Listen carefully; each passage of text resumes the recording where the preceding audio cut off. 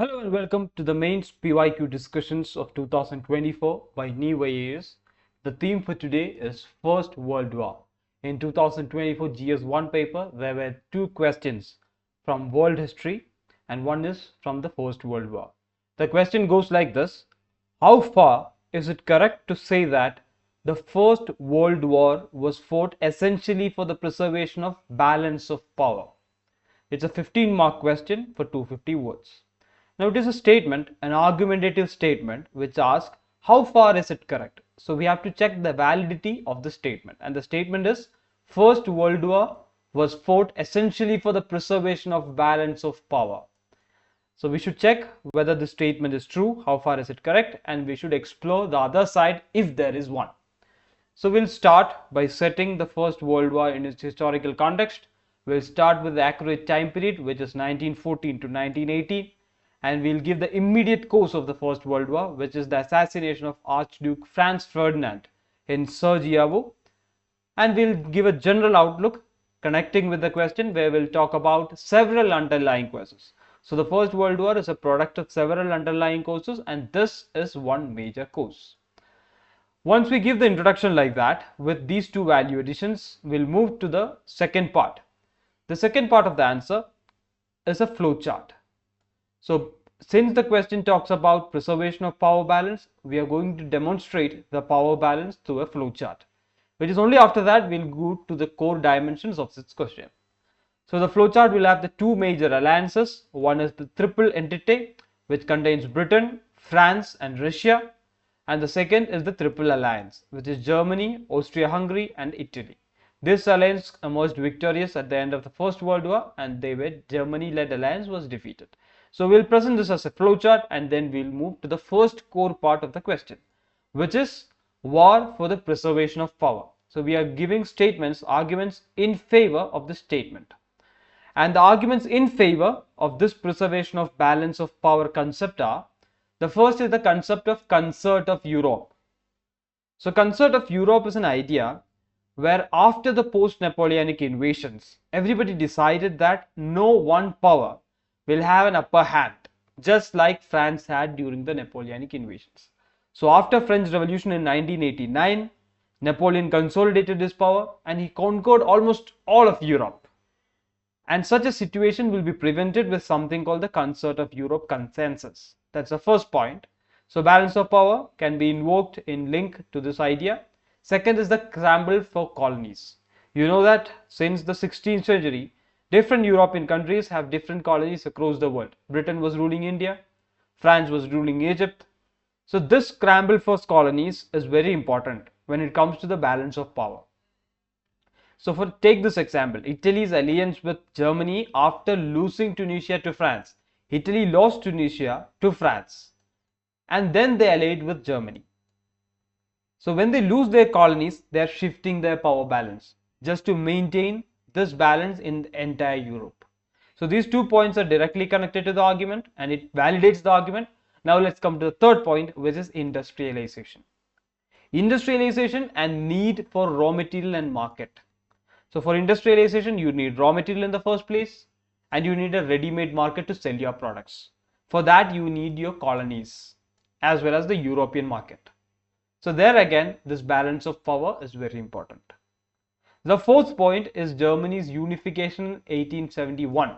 Once Germany was unified in 1871, it became a very consolidated force and that posed a threat to the balance of power.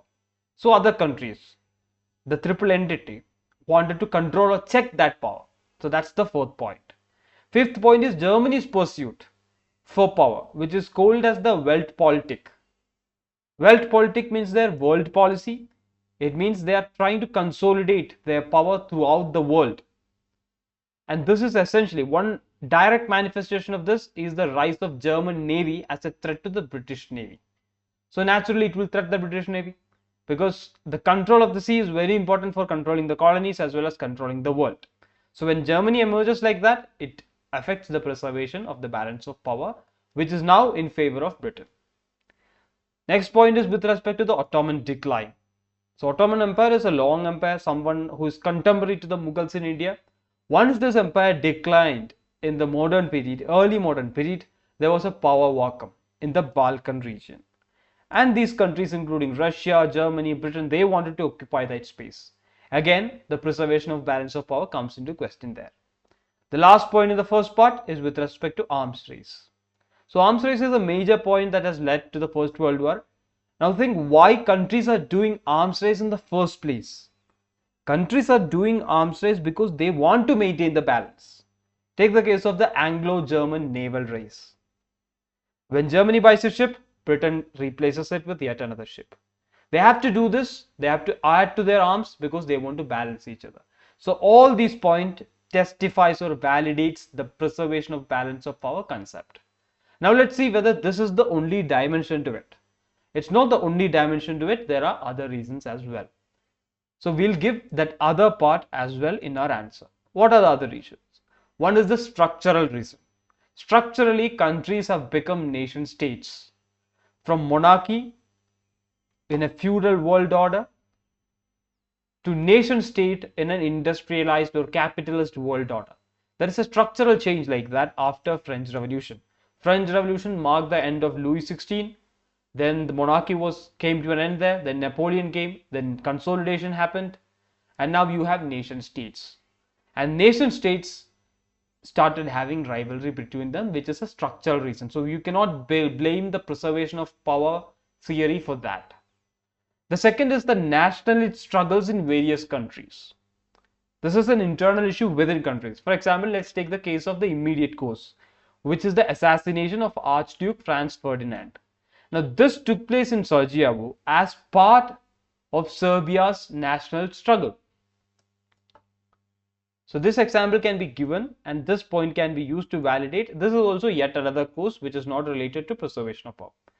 Third is the contemporary theories. This is a time when scientific revolution is also happening in Europe.